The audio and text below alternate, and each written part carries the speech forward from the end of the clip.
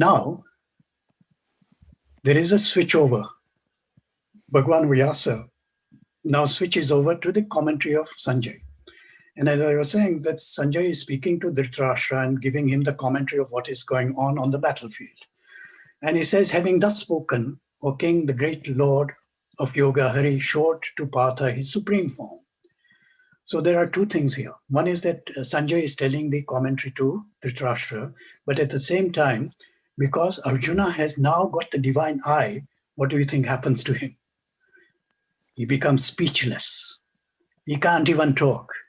So Sanjay is taking over on his behalf and he's saying, this is the supreme form which now Partha is seeing as the Lord of the universe, with numerous mouths and eyes, with numerous wonderful sights, with numerous divine ornaments, divine weapons, uplifted.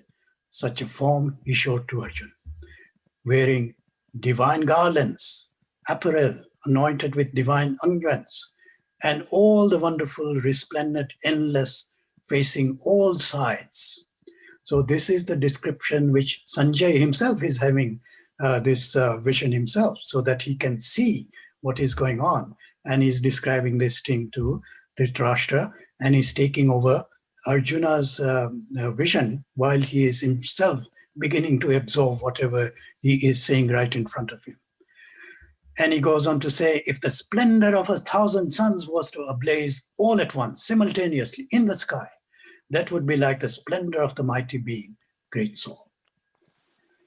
So imagine in the best of our summer days, when the sun is out, imagine the light which is there.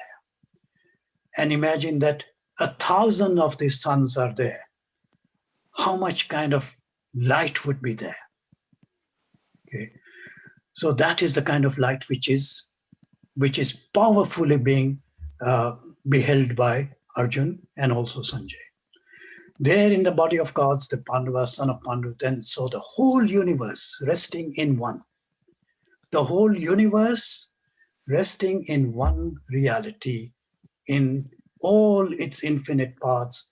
This one reality is available in this one, all the diverse objects in just one reality. And then Dhananjay, Arjun, filled with wonder, with his hair standing on end, bowed his head to the god and spoke with joined palms. He says, I have seen now this wonderful form, and his hair is standing on end. What is that an indication of? A tremendous emotional experience. An experience which he has never, of course, had before.